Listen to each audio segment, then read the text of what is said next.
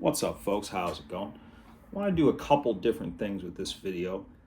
We're going to talk further about the ongoing shit show in Iran and everywhere else. But the first thing I want to do is address a couple of questions on the previous video. First of all, I'd like to say I'm sorry. This took a couple more days to do than I thought it would. Some other things came up. I really don't like when I tell people I'm going to make a video the next day and then I don't do it. I'm sorry.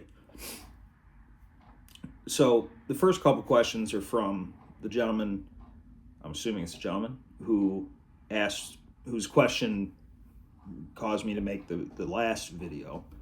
And these are interesting questions. So let's answer these questions first. He says, one standout comment. You said you have no patriotism anymore. I've noticed in other videos that you have an American flag on the wall in your house. How does that fit? And he later in this comment, he says that he's European, so that might be part of the reason why he doesn't immediately recognize what this is. So to my right, you'll see an American flag folded in a shadow box above another shadow box. My father, who's been dead since 1996, was a Vietnam combat veteran, and that flag is the flag that was put over his coffin, and below it is the shadow box I made with his various awards and insignias and ribbons and such.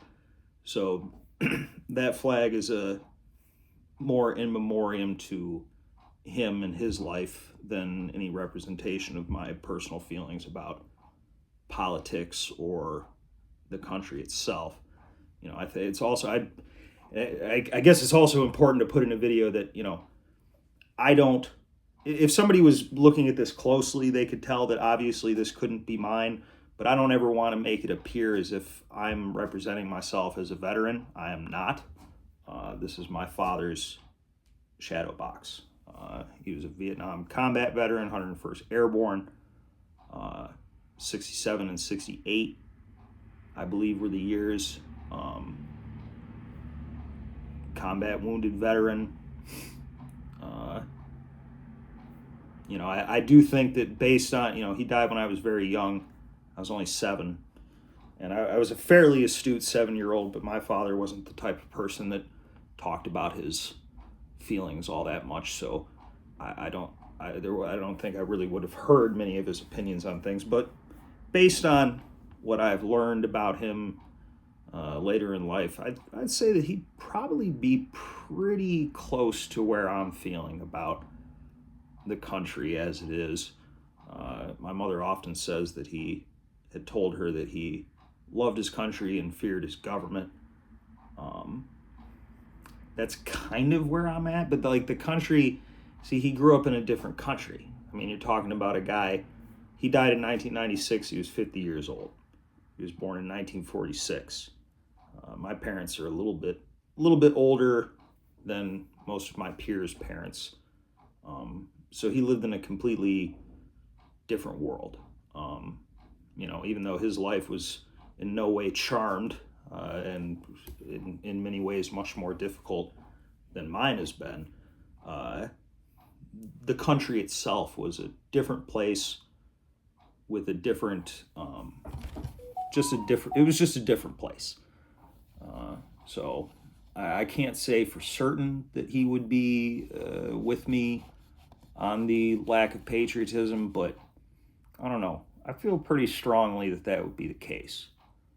So yes, so the American flag there is in memoriam to my father and his life. I do also happen to be a flag enthusiast. I have many flags, and most of them don't represent any particular feeling about anything. I fly a lot of different flags. The only things I don't fly are things that, I would never fly, like a Confederate flag or something like that. That's not really my bag. But also, I wouldn't fly something like that just because people are really stupid and they don't get it. I mean, I have many historical flags, some of which I don't fly just because they bear a passing resemblance to something somewhere that might upset somebody. So I don't take those risks. But yes, so that flag has nothing to do with my opinion about politics, and it just that the fact that he's European, he doesn't, the American flag is folded a very specific way. The British flag, the UK flag, I believe, is traditionally rolled and put into like a tube. I think this comes, if I'm remembering correctly, this comes out of their, the strong naval tradition in the United Kingdom, where on a ship you would store your flags rolled up in these wooden tubes. But in the United States, the flag is folded in a ritualistic fashion and displayed in this way, usually when it is a coffin flag or a flag given to a family member of a veteran. So that's what that is. He says, second, I'm from Europe. What do you think of the EU and UK's response to Trump? Effective or just highlighting the old transatlantic order is dead? I don't think anything anybody is doing is effective. I mean, partially just because I genuinely believe that Trump's not making any actual decisions, but I mean, let's pretend that he is. Trump is pretty dismissive of the Europeans. In some ways, I can't blame him. Europe confuses me. I have, as a person that enjoys history, I feel some sort of, ancient connection to Europe.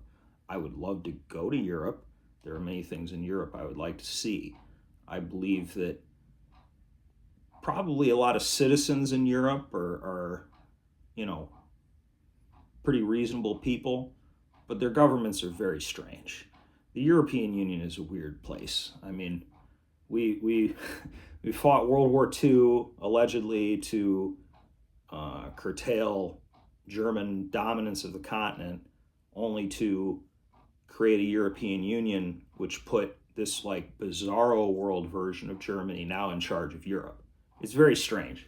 The Germans ended up in charge of Europe anyway. I don't think anything that anybody has said to Trump has been effective, and frankly, I don't think Trump or any of the people that are running this country really give a fuck about Europe at all. I'm not saying that that's right or wrong. I just don't think they care. And it's kind of hard I think it's hard for Americans, it's hard for me to think about, because it's like you have Europe and then you have the European Union. And it's like, who exactly are we dealing with here? Does it matter what the Italians or the Germans or the whoever, does it matter what these individual countries think, or does it matter what the European Union thinks? I'm not sure. I do think that Trump has, through various actions, sometimes accidentally, has gotten the European Union to do some of the things that he claimed he wanted them to do, specifically providing more for their own defense. But yeah, I don't think it's been effective, because they don't know what to do, because nobody knows what's going on. I mean, it's unclear as to what's even happening, so they're not sure what to do. The British claim that they believe an Iranian drone hit their base in Cyprus, so they might get involved. The Iranians deny it. I tend to believe them only because it doesn't make any sense for them to attack them just to piss them off. It's all very strange. And yes, the old transatlantic order is dead. Everything that you thought was how it was is over now. None of that matters. So, I don't know if that's a very good answer to the question, but it's an answer. Third, personal question: how's the studying going? Is it history? Is it a history focus? Potential work in the field after? School is going very well. I'm enjoying it. Um, I'm this one of the best decisions I think I've made uh, since I quit drinking over 10 years ago. This is probably like the best decision that I've made. Um, I'm doing very well. Uh, I think that I think I needed to be a little bit older to go back because I was in college briefly when I was younger. I had a lot of things going on, and I passed the classes, but I just wasn't really into it the way that I am now. So I'm really enjoying it. I feel it's something I should have been doing a long time ago. Uh, is it history focused? Not at this exact moment. My goal, I'm at the stage where I'm still basically doing general education type things. My goal ultimately is to be a college professor in history or political science, something in the social science field or history. Um, at this point, I don't have to make a final decision yet, so it's fine. And I'm feeling really good about this plan because I really don't give a fuck about money. Uh, Insofar as I just need it to survive. I own my own home. I have all that shit. Uh, is it an expensive home? No. Do I have expensive cars? No, but I have them. I have what I need. I have no children. I have no people to pay alimony to, anything. So I just have to support me. And so that gives me a little bit more flexibility in my decisions. You know, part of the reason that I decided to go back to school is because I had a terrible experience at a job. It's now about a year and a half ago now, where I took a job doing a lot of really hard, dangerous work for very little pay, under with the promise that more would be forthcoming, and none was. And I had a really terrible experience with them, and I hated them, and they fired me, which is the first time I was at the time in 35 years that I'd ever been fired. I've been working since I was 13 years old. I've been employed, never been fired. Now, some people might have problems with my attitude about certain things, but I've never been a bad employee. I show up first, I leave last, I don't fucking miss days. I'll do anything they ask me to do. I'm happy to learn something, do something new. What I'm not happy to do is suck your dick. And I've realized that I came to the realization I can't do that again. I can't invest another fucking year of my life with people just to have them jerk me around. I'm too old for that now. There's not enough time. So I've decided that if I'm going to be screwed over in the future, I want to be screwed over like a professional. So I decided I needed to go back to school. So yeah, like I said, I would really like to be a college professor. My ultimate goal, if you want me to be honest with you, is I want to be Dr. Chris. I had two dreams when I was a child. The first one was I wanted to be an officer in the United States Navy, for reasons that it's not that complicated. I was arrested for a felony, which was way overblown and kind of ridiculous, and is something that would never, ever come up in any, it couldn't be, because I was a minor, it was expunged. About the only people who could see that are like the United States military for the purposes of security clearances. So I could join and become enlisted. I could not be an officer in any branch of the United States military. I did 4 years of ROTC in high school. I'm an Eagle Scout, and that's what I wanted to do. But I discovered that I couldn't. So that took that dream out of the possibilities. But the other dream that I had is I wanted to be Dr. Chris. And I just kind of let that one go. And I don't know, decided that that's just something that I couldn't do for some reason. And then I realized that why? I can do that. So I'm going to do that. That's what I want to do. As much for any reason as to prove to myself that I can do it. So yeah, so that's what I'm interested in. That's what I want to do. Fourth, have your views on religions or drugs changed at all in the 20 years you've been making videos? Yes, they have.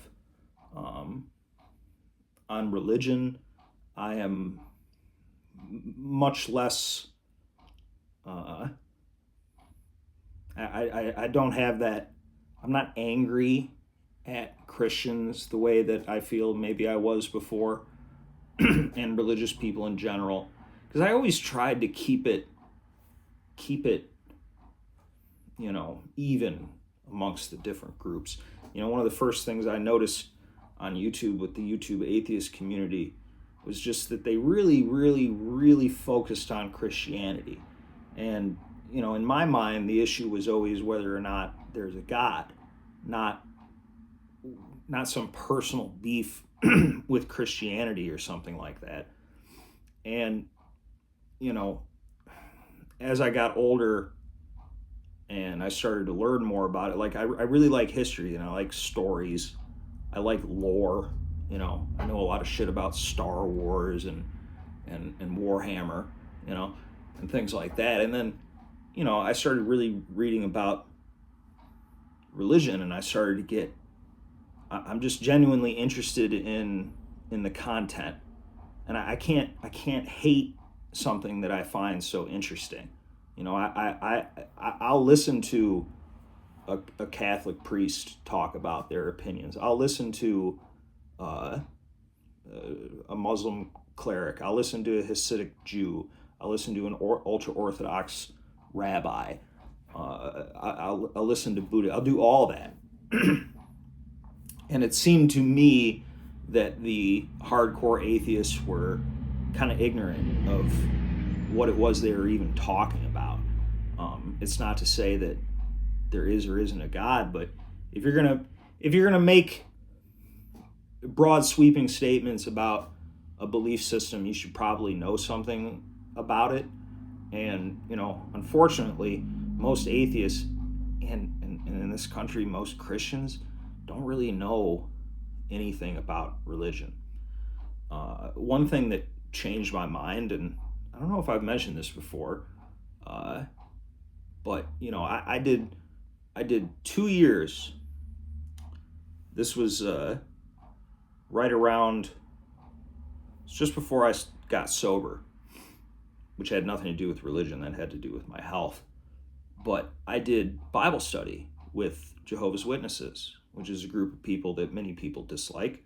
And I have no affiliation with Jehovah's Witnesses. I told them from the outset, I said, hey, I'm an atheist, but I'd like to learn more about your opinions about the Bible.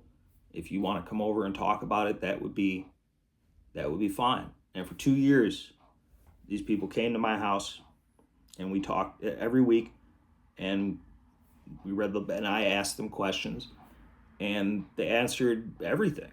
I mean, I'm not saying that they're right or wrong or whatever, but these are these are people that were willing to talk, right? And we read the Bible.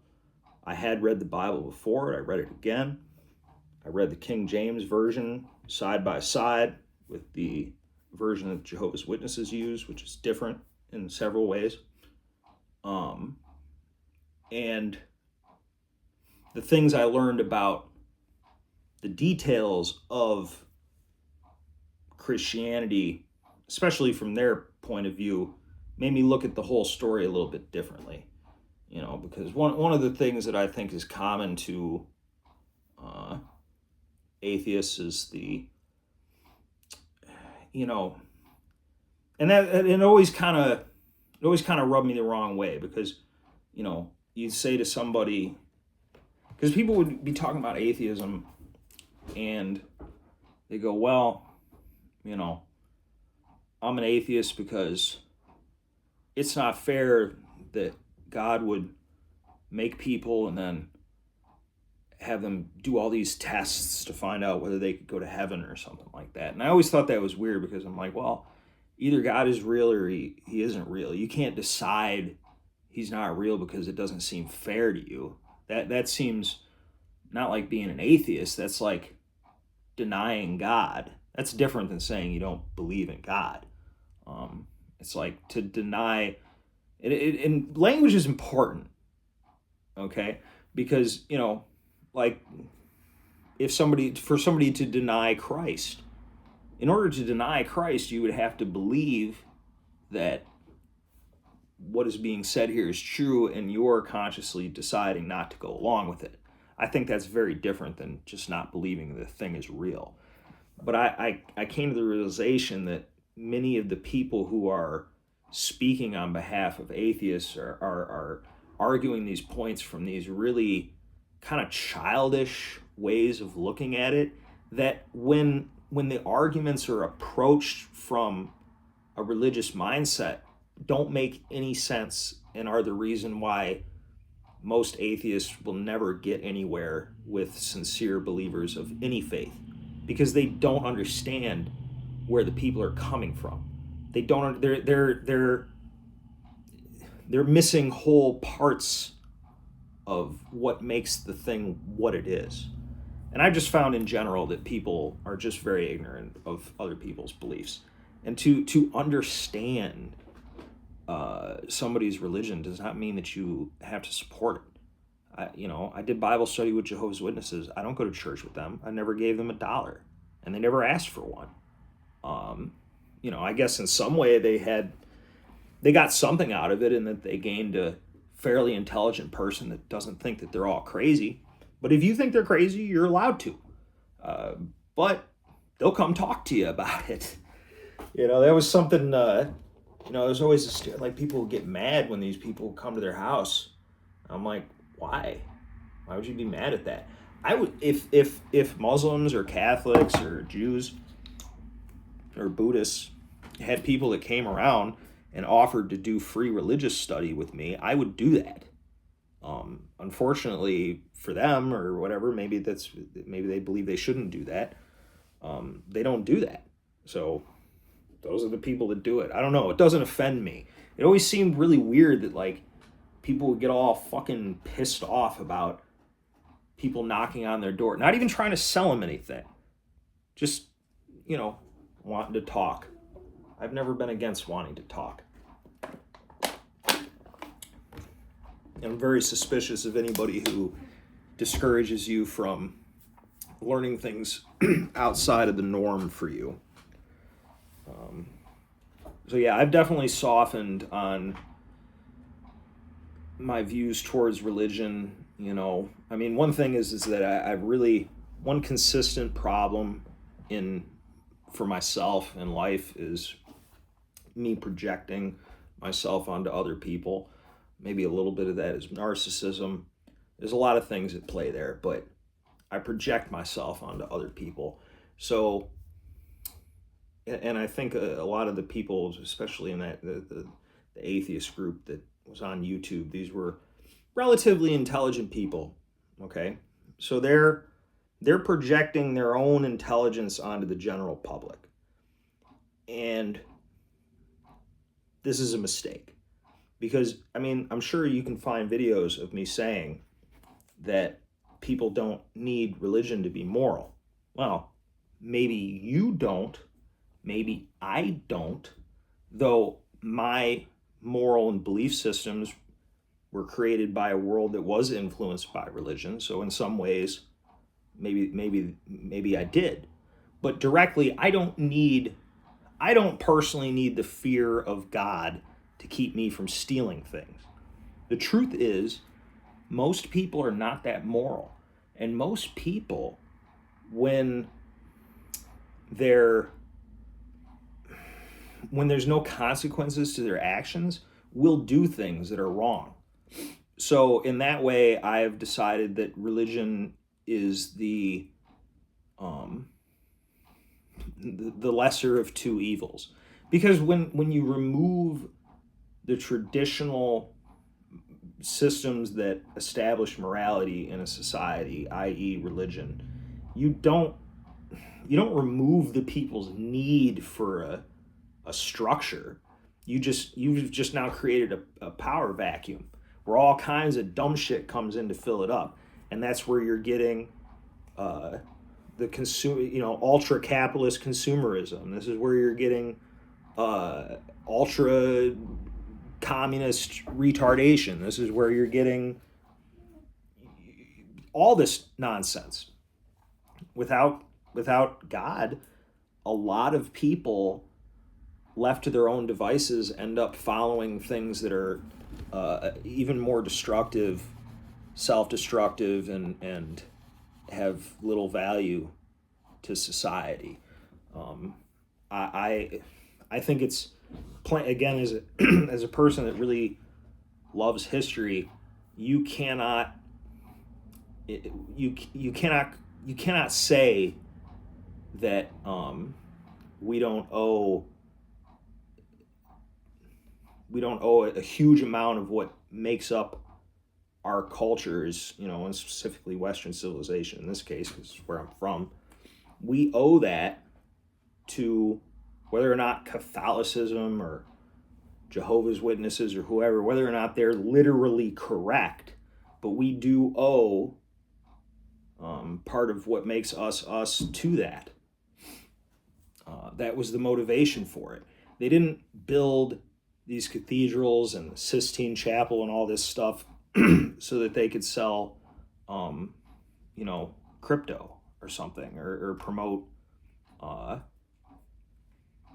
some sort of money-making scheme. They did it because that's what inspired people to passion. And you don't have to believe in it, but you should respect it. And, I always found it suspicious that the same general group of atheists who are mostly pretty liberal people would, they go out of their way to, support fake made up shit like Kwanzaa and stuff like that, but they get really mad at Christianity, and I always found that weird. So yeah, I've softened in general on my view of religion. Now, there's still, that's not to say that I support any of these religious groups. I'm talking about just religion as a necessary part of what makes up the human experience. I believe it's always been there and it always will be there in some capacity. Whether you call it religion or not, something's gonna fill that gap.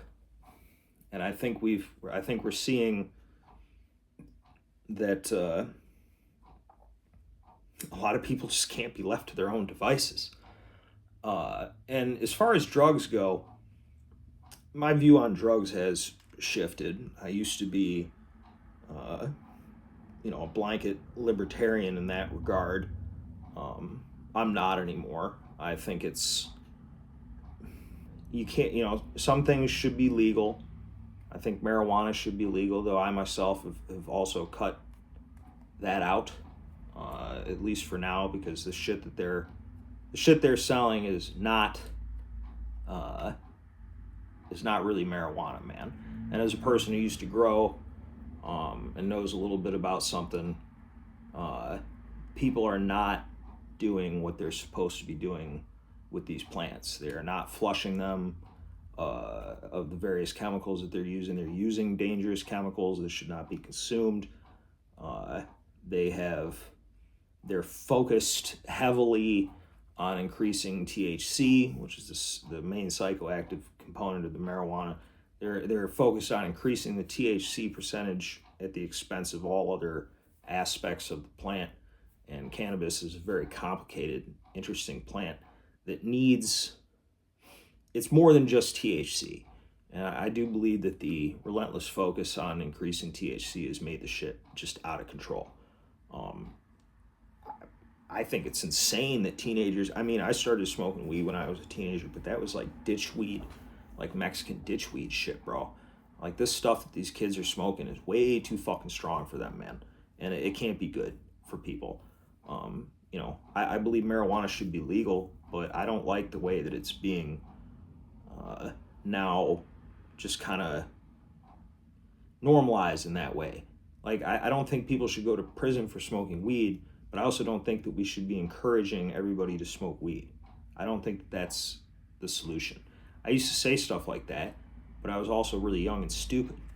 As far as the harder drugs go, um, I don't want to increase the power of the federal government or the government law enforcement, but I cannot, and this is a problem. I don't know what the solution is, but I cannot say that I believe that people should be allowed to use crack or heroin or methamphetamine. We just can't. We can't allow that as a society. I'm sorry. I've changed my mind on that. It's insane. Uh, it's not. It's not just them. It costs everybody a lot. Um, I look at what alcohol does to people, uh, and that's a legal drug that human beings have been consuming for a very long time, long enough to sort of, you know, for people to get used to it and for society to get used to it. And even that destroys lives all the time. Um, if you think drugs should be legal, narcotics, if you think that they should be legal, go watch a video of these people walking around on Kensington Avenue half fucking dead. Young girls walking around zombified. I can't abide it. I can't abide it. Um, I don't know what the solution is, and I'm not. Just because I'm saying that these drugs shouldn't be legal doesn't mean that I'm supporting the militarization of the police. Personally, I think that if we increase the quality of life in this country, just did things that improved our lives in general, there would be less people turning to those kinds of drugs. Because no matter what you did, even if you made it a death penalty offense, right, to have dope, people are still going to have dope. So I'm under no delusion that it's going to stop people from doing drugs. But I just don't think it should be encouraged. I mean, it's kind of similar to the way I feel about, like, prostitution. In some ways, I don't think prostitution should be illegal because it's something that people have done for all of time. It's not abnormal. It's certainly less abnormal than smoking crack. Prostitution has been around for as long as there were people, really. Um, but just because it's gone on for a long time doesn't necessarily mean that it's good. It's like, do I think people should go to prison for selling sex? No, but I also don't want to encourage young women to choose prostitution as a way to live their lives. And I don't know how else to dissuade that, because it's like if you legalize it, you are then encouraging this and making it an acceptable, maybe even for some people, a preferred way of living their lives. And I don't think that that's good. Again, just like with the drugs, there's always going to be a percentage of the population that's going to fall through the cracks. I just don't want to encourage more people to do that. You understand what I'm saying? It's complicated. It's nuanced, like most things. So there's that. Another question on this video here. I remember you referencing Christopher Hitchens in your earlier videos. Why do you think he was so pro-war in Iraq? And if you're a real sleuth, why do you think he was so quick to dismiss Code Pink? Code Pink is an anti-war movement protest group. Originally, going after the Iraq War, but a lot of other things like that. Why do you think Christopher Hitchens was so pro-war? So Christopher Hitchens, famous atheist. A lot of people, if you don't know about it, it's because he became much more famous in America in his late stage. But Christopher Hitchens started out as a Trotskyite communist, right? He was very left-wing politically. Left-wing even for a left-winger, right? He's a Trotskyite.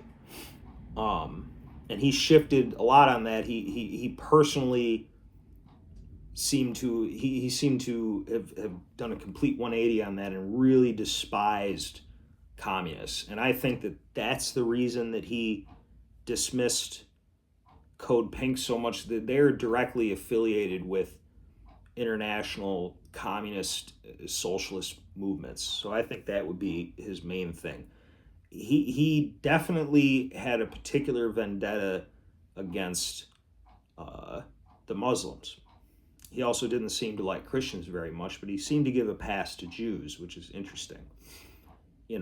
From his generation, people a lot older than us lived through a time where to criticize or even think about, and this is something that's only recently become even possible, but to even consider criticizing Jews in any way, and by extension the state of Israel, was something that people just didn't do. And people were, we're talking 50, 60, 70 years of nonstop propaganda about the Holocaust and things of this nature that really makes it very difficult for the eternal boomer, Christopher Hitchens being one of them, to they just love Israel. It's utterly bizarre to me. I mean, part of the reason is also probably because he's an intellectual. There's a lot of Jews in academia, and he knew many Jews. And, you don't want to criticize your friends. I think he really did not like Islam and Islamists. But I think he missed the point, because it's like, I don't want to live under Sharia law, right? Of course not. I'm an American. I don't want that. But just in general, I don't want that. That's crazy. And of course, he wouldn't want that either. But he kind of missed the point, because the only reason that Muslims were able to come into like his country, Great Britain, and cause problems is because of the failing of his country. They didn't land on a spaceship. They didn't pop out of the ground. They were brought there and allowed to come there by white European political people that have failed, right? So instead of focusing on, like, it's not, Islam is not the way that I want to run America or the West, but the spread of Islam is a symptom of the failing of our society. It's not the cause. And again, by advocating for things like radical atheism for the general population that in my opinion, can't handle it, you're only creating a situation where groups like the Muslims are going to come in and take these people's minds, because they can't be Christian anymore. They can't go to church. They can't really become a Jew. So what are they going to do? When there's only going to be so many people out there proselytizing, and the Muslims are a group that, they're out there doing things. So yeah, like I really think that him, like many people in his generation, just weren't prepared to look at the thing really from a neutral standpoint. And like I said, his issue with Code Pink, I think, has more to do with his personal dislike for any communists. And I don't really blame him. I don't like communists either. I mean, that was one of my first real, political things, was just, I couldn't quite put my finger on it, but I just never liked communists. I just never liked it. Mainly because the people that are advocating communism in this country are usually the people that are like the furthest from being they're usually rich kids, people that don't work, people that don't know anything about what it is to actually, be an adult. And so, they have a rather childish way of looking at the world.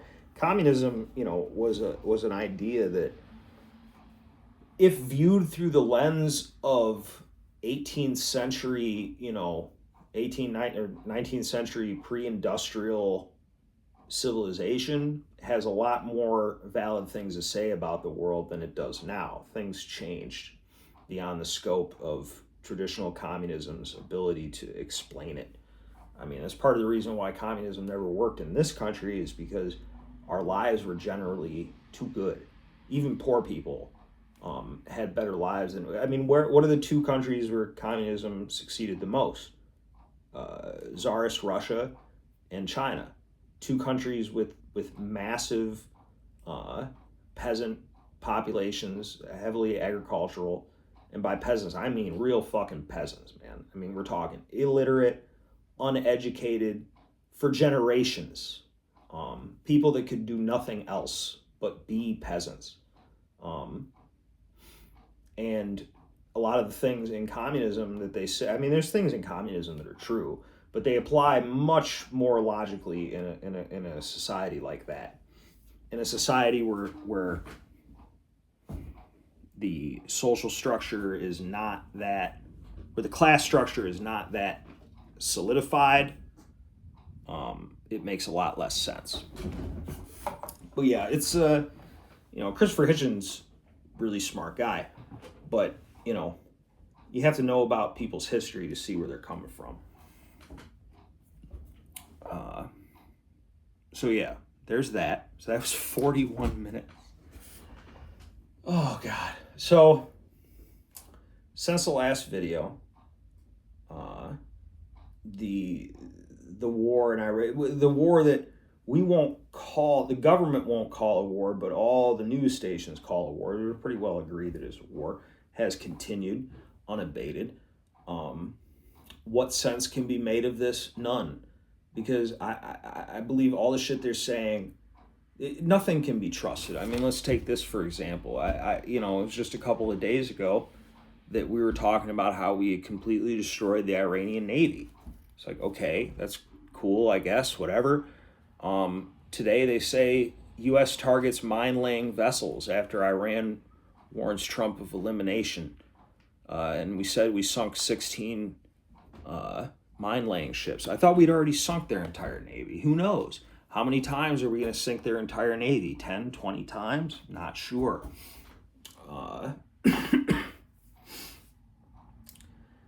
This is the biggest fuck up that anyone's ever fucked up in my lifetime. And I think this fuck up is going to continue for the foreseeable future. Man, I hope I'm wrong about that. We've seen oil prices spike, of course, obviously. We've seen many negative effects from this. We had another American was announced to have died in that original attack. I believe not many more, but some more than they're admitting have died. If they're special forces, then we'll never know, because they're not obligated to tell us, and their families won't be told what happened or how, so we'll never really be sure. This action reveals that the West is completely morally bankrupt, which is unfortunate. It's unfortunate that we've gotten this far. We're morally bankrupt, and the people in charge aren't even trying to hide it anymore. I mean, what did we do? We sneak attack these people in the middle of a negotiation. Aren't we supposed to be trying to negotiate an end to the Ukrainian war? Why the fuck would the Russians want to negotiate with us when in the middle of negotiations we'll just kill your president or we kill your religious leader? We killed the Pope of Shia Islam and expecting them to not be mad about that. Donald Trump says that he isn't happy with the new Ayatollah. Well, you don't get to pick the Ayatollah. It's not an elected position that you campaign for and you get super PAC money. It's a religious thing. And that's a strange thing to Americans, but to the rest of the world, it's not really. We have to start looking at things through other people's perspectives.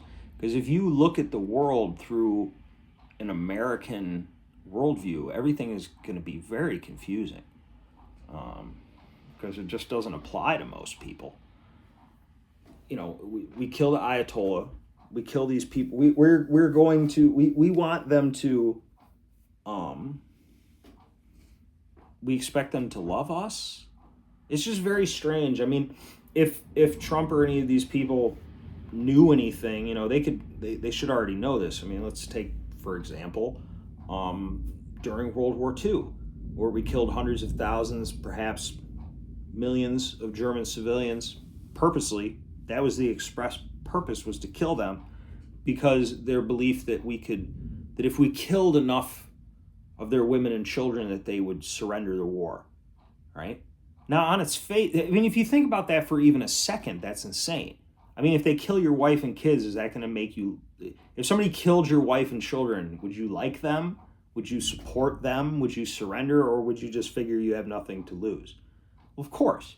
But for some reason, we're not projecting, we see everybody else as like bitches, which is just so stupid. Like, it's fucking gay.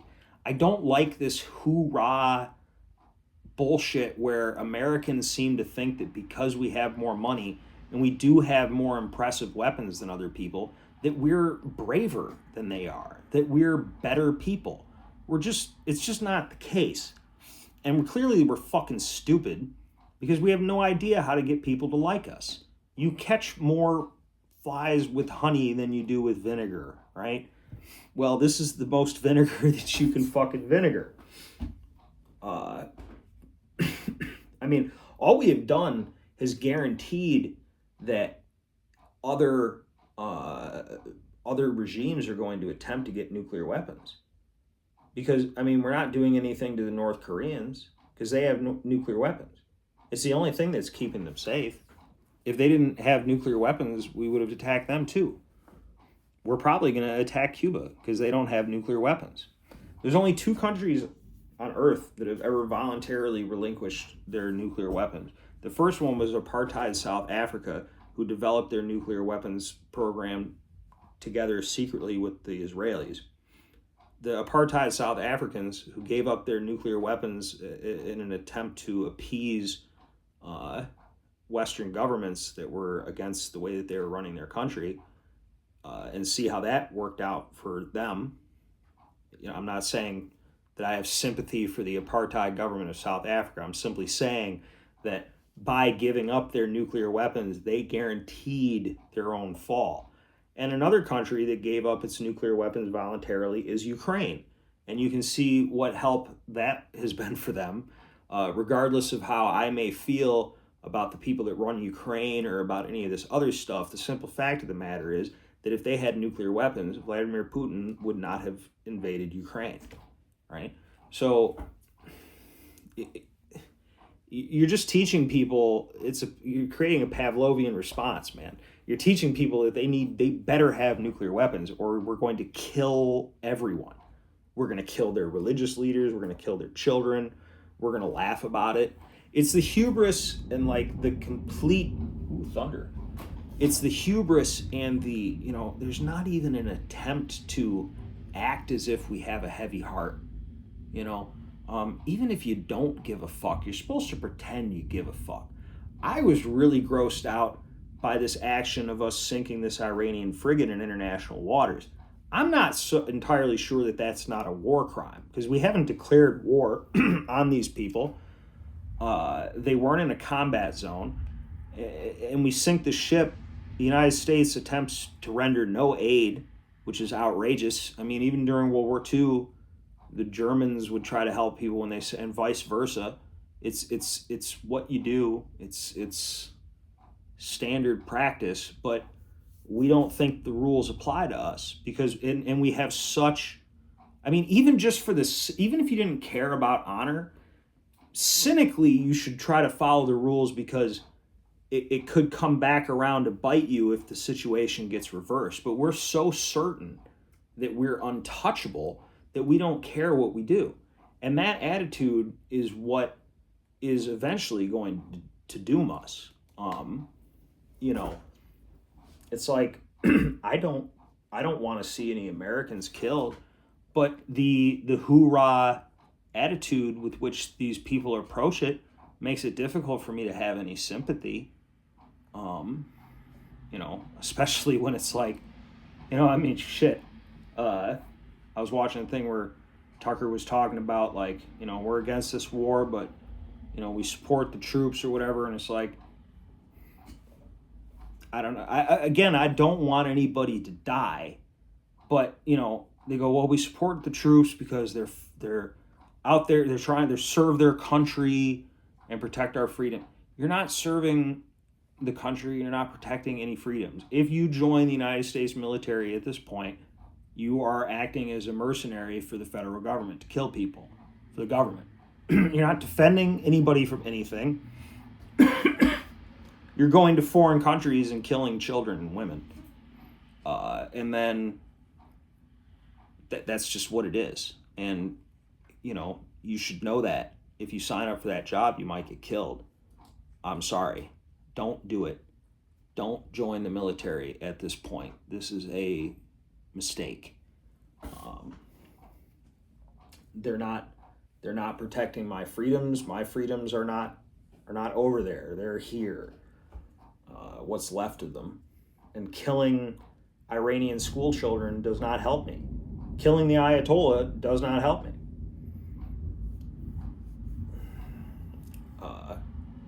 I think that's what's really, we were talking earlier about the collapse of the transatlantic order, and that's the biggest part of the world order has been shifted. We're not even attempting to pretend like we give a fuck about anything, and that's bad.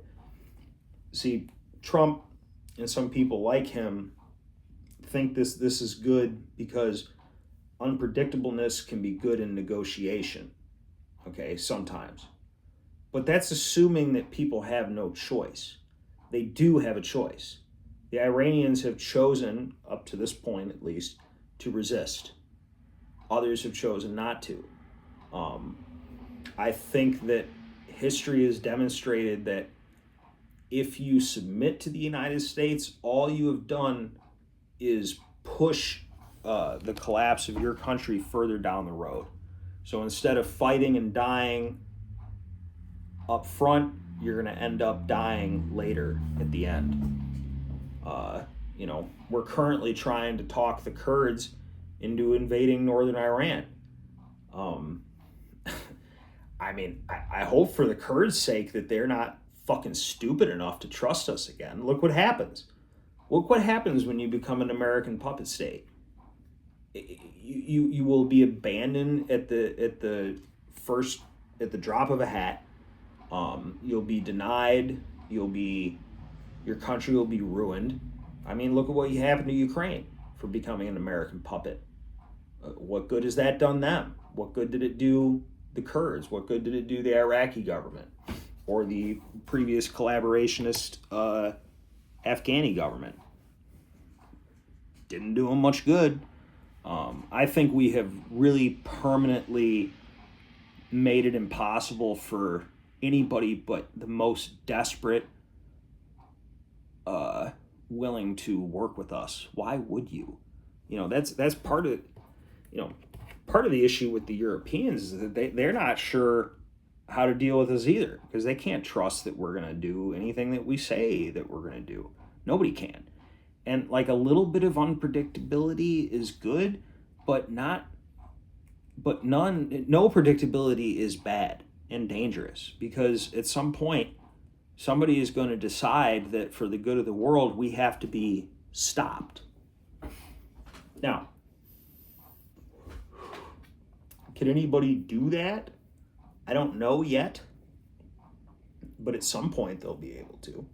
I mean, if, for instance, the Chinese or the Russians decided that we are an existential threat to them, maybe they'd be willing to risk a nuclear war just to prevent us from, spreading our freedom to their corner of the world. I think these actions in Iran has made it, if there were any people in Iran who were willing to support regime change or something like that, well, most of them are probably university students and things like that. I'm pretty sure they live in the cities and stuff. So they've been having their, lightning. They've been having their they've been having their schools and hospitals bombed on the daily. Uh, so I don't think we're winning any hearts and minds, but we don't have any interest in winning hearts and minds. We're really just flailing around. But like I said, I really think that this is a war on behalf of Israel. I believe this war would have occurred with or without Trump. I think it's just the window dressing that's different.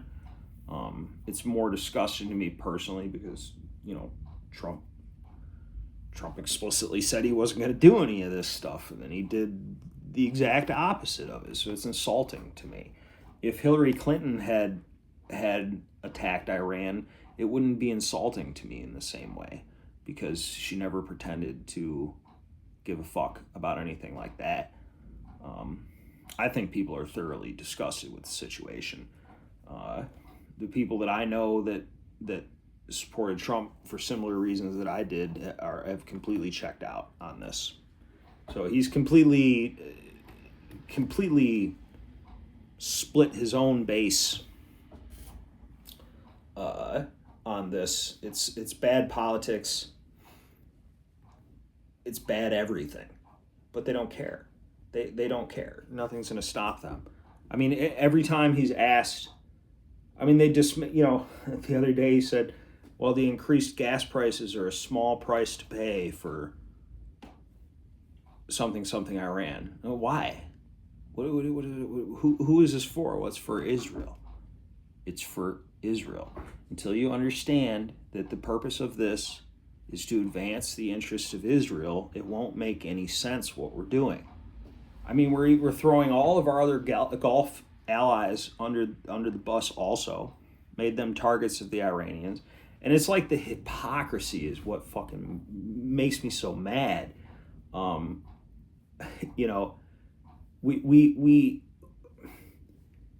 Gulf states are going along with it too. They're like, we're so mad at Iran for attacking us. Well, why is Iran attacking you? Is it because you're hosting U.S. military bases?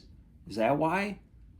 Yeah, that's why. They're not attacking you just because it's fun. They're attacking you because you have U.S. military bases in your country. Don't do that. It's not good. It's not a good idea. Because we will not protect you. We will not help you. The United States will not help you. I hope that the people in Taiwan understand this, because I do not want to see Taiwan turned into another part of communist China. But the Taiwanese need to understand that the United States has no honor and will not defend them. We will not help you, okay? So please, my message to Taiwan and Japan is get nukes. Do it. Do it, because we're not going to help you. We can't even help ourselves. That'd be my message to everybody in the world. Get your own shit. We cannot be trusted. We're flaky, we're violent, we're stupid. The people who should know better get the military. If the military people gave a fuck, they would pull the brakes on this, but they have such a hard-on about using their toys that they're going to go along with it. It's kind of similar, and I don't want to make this analogy. I'm not calling Trump Hitler. This is just the best example that I can come up with. A lot of the professional, like the officer class within Nazi Germany, weren't necessarily politically supportive of Hitler. In fact, many of them, because the officer corps of the German military was very, these were like aristocratic people, high-class people, and they looked down for class reasons on the National Socialists and Adolf Hitler particularly. They went along with it because they're men of war, and they wanted to make war, and they were being given the opportunity to do that. And I think that that's what you're seeing also with the professional officer corps of the United States military, who, you know, they're far from. They're not interested in defending the Constitution. They're interested in using their toys, you know. And of course, I can understand that. Like I'm not sure what his rank was. The skipper of the submarine that sank that Iranian frigate. I get he had a huge fucking heart on. I'm sure he's the first U.S. submarine captain to sink a ship since World War II. That's quite amazing. So he's going to go along with that. You know, they're all going to go along with that. And they're not asking the harder questions, which is, should I be doing this? Are we really allowed to do this? You know, and the argument that they're just following orders, unfortunately, under the laws of that doesn't apply.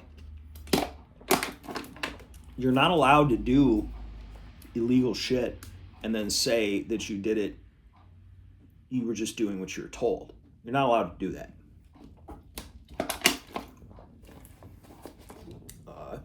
But I mean, that appears to pretty much be their position.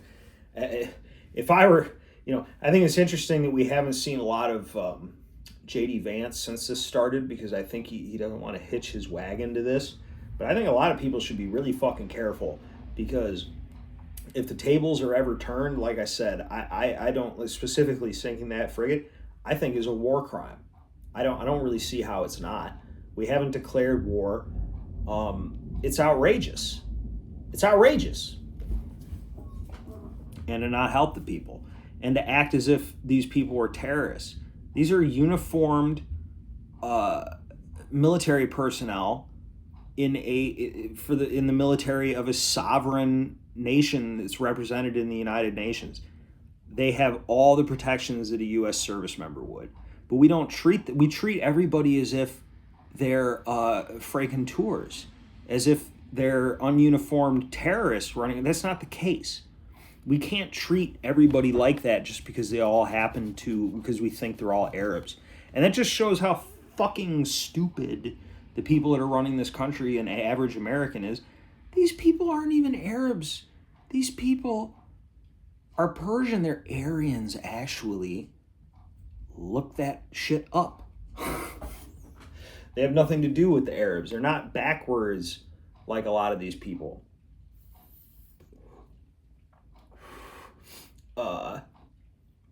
One thing that was funny, when they killed the Ayatollah, you know, they're talking about in the news, like, hey, a lot of people,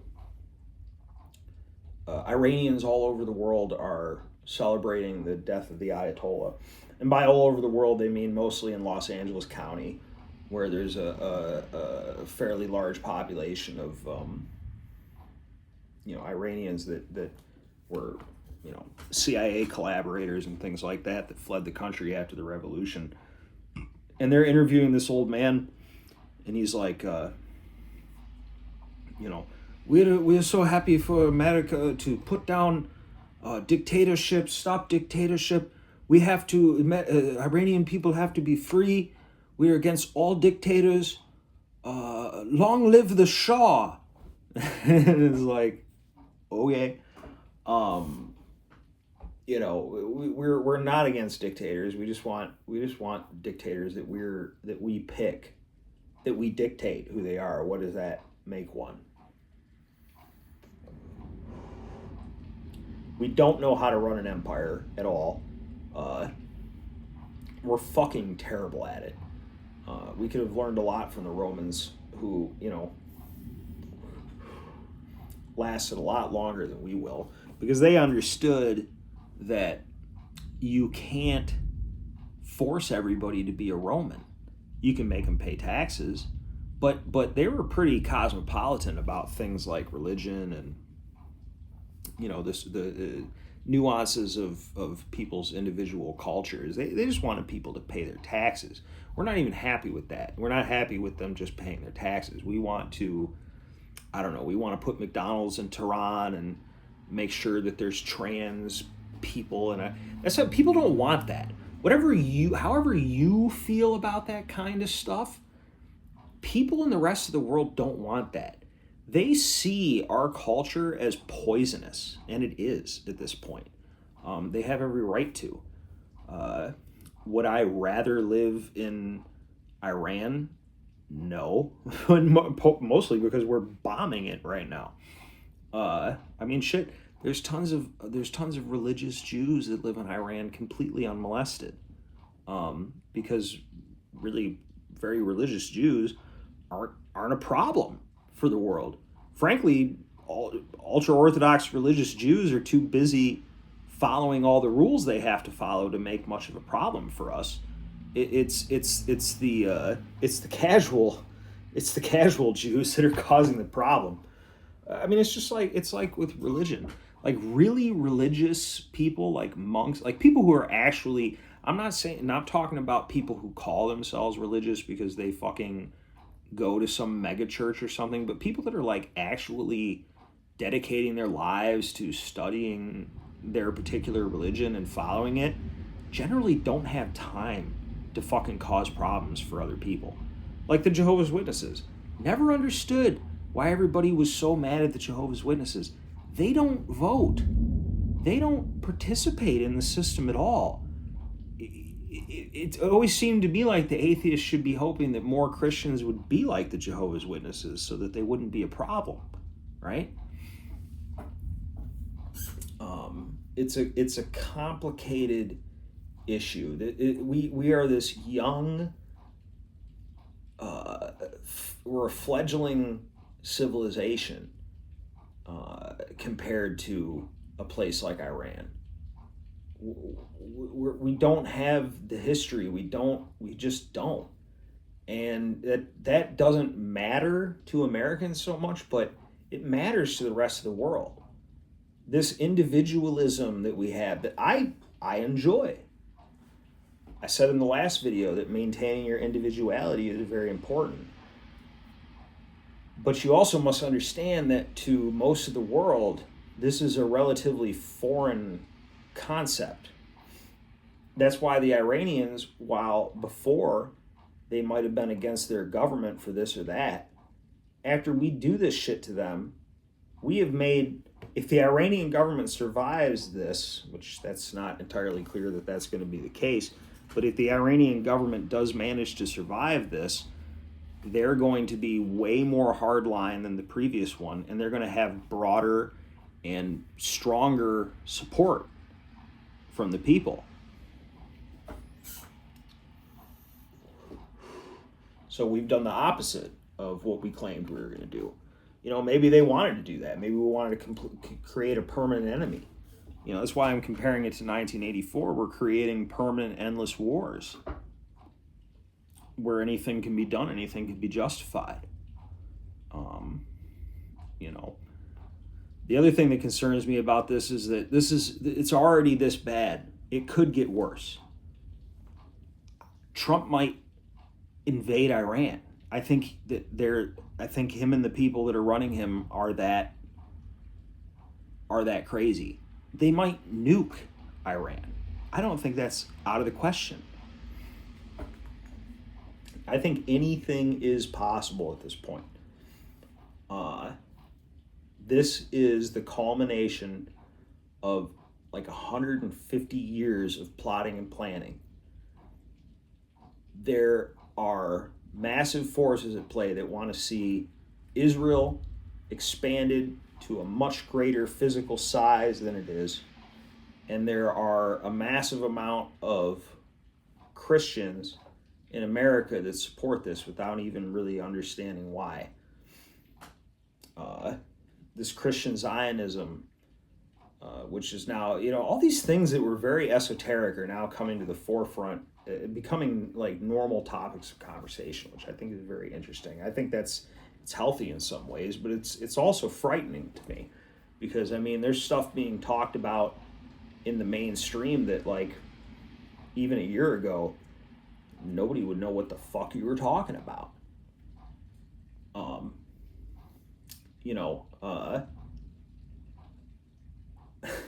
the average, a lot of these Christian evangelicals really support Israel, and they don't even really know why. Like 6 months ago, Tucker did an interview with Ted Cruz, and I want to make it clear, I'm not like co-signing Tucker or anybody in particular. I watch anything where they're talking about something that is of interest to me. If some person other than Tucker was interviewing people and asking these types of questions, I would watch it. So don't be mad at me for watching Tucker. Be mad that there's not other people out there doing these interviews. But he did an interview with Ted Cruz where, a variety of, they talked about a bunch of stuff, but the thrust of the interview was Republican support for Israel and the extent of Israeli influence of American politics.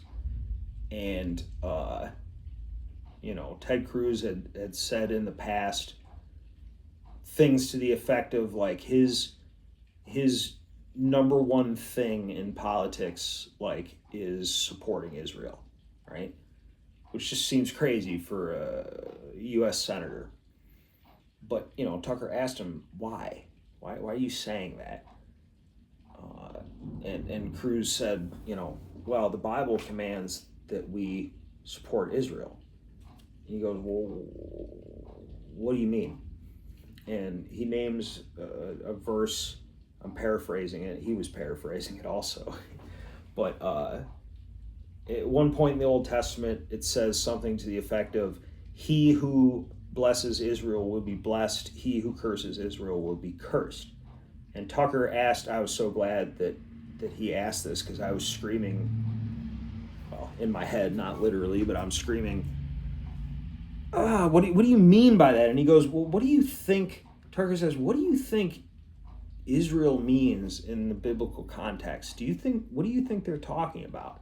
Do you think they're talking about the modern political entity called Israel? And he said, yes, of course. With a straight face, completely fucking straight face, said, yes, of course. And I, a non-Christian, know that that's not what Israel means in the Bible. It's not what it means to Jews. The ancient kingdom of the Israel, it was called Judea. There was no country called Israel. They never had that. In the Old Testament context, Israel is representative. It means the nation of God on earth, and i.e. in this particular context, the Jews, the chosen people in covenant with God. Israel in the Christian context means the nation of God's people on earth. From the Christian point of view, those who have accepted Jesus Christ. Israel is a metaphor in the Bible. It's a symbol. It's not a place with laws and shit and like a tax and tax brackets and stuff. That's not what it is. But that's the level of ignorance that these people, the people that are running things have. They have these like extremely strong beliefs about the world that are based on nothing. They've never even read the fucking thing. I guarantee you that a guy like Ted Cruz or that homosexual Lindsey Graham have never even read the fucking Bible or anything. Just like most of the people that, I have a Quran over there too. Most of the people that don't like Islam never read the Quran either, right? They just aren't informed. And it's really easy to justify doing shit when you just don't read it, and they can't even allow themselves to learn about it, because then they might learn that what they're saying is fucking wrong. And even worse than wrong, since they believe in God, they're being charlatans, and they are they're sinning, right? You would think that they'd care more about that.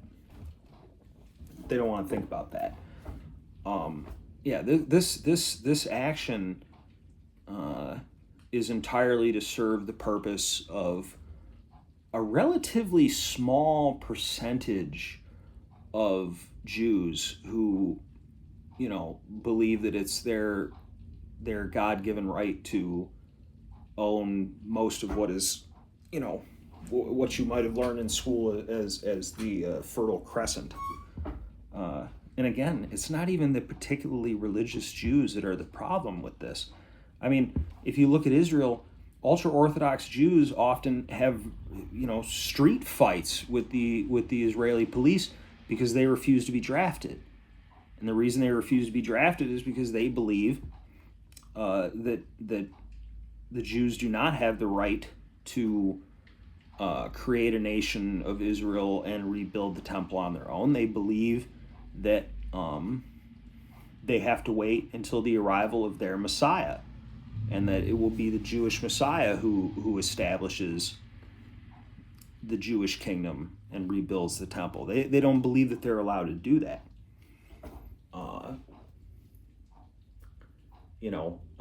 And people go, well, if they're against Israel, why would they live there? They were there before, right? They had been living there in peace with the Muslims in the area, because they're essentially, Islam and Judaism have much more in common with each other than either one has with Christianity. It's just because of the way that they look at the world and the nature of their religion. An important thing that Americans and Europeans need to remember is that even if you don't consider yourself religious, you're viewing the world through the lens of a Christian, and usually a pretty, as far as religion goes, a pretty liberal Christian mindset, which is very different from the way most people approach religion, and is fundamentally different from the nature of a religion like Judaism or Islam, which are religions that are based heavily on ritual and following rules and commandments. Like an ultra-Orthodox Jew who's actually doing all the commandments, not most of which can't be found in the Old Testament, these things found in the Talmud, they have over 600 commandments that they're supposed to be following in their life. In order to be a Christian, people, obviously, different Christian denominations would argue that there's more or less to it than what I'm about to say. But in general, to be a Christian, all you need to do is say that you believe in Jesus Christ and that you believe that he's, your conduit to God. That's what you have to do to be a Christian. To be a Jew, well, one thing that's interesting about Judaism is that they're all Jewish, regardless of how religious they happen to be. An ultra-Orthodox Jew would not say that, Netanyahu, for instance, is not a particularly religious Jew, but an ultra-Orthodox Jew would not say that Netanyahu is not a Jew. They might say he's not doing the things he's supposed to be doing, but he's a Jew by birth, and he's obligate to follow those rules because he's a Jew, right? But he can't stop being a Jew. If you were born if your parents are Christian, if your parents were Catholic, but you don't go to church anymore and you don't believe in God, nobody would say you're Catholic. They never stop being Jews. So that's kind of interesting. It really helps. You have to understand that in order to see what is going on here. To understand that all the Jews consider themselves Jewish, regardless of their level of religion. Islam and Judaism are similar in the sense that they're both based around following these rules and these rituals and doing things like that. Very distinct from Christianity.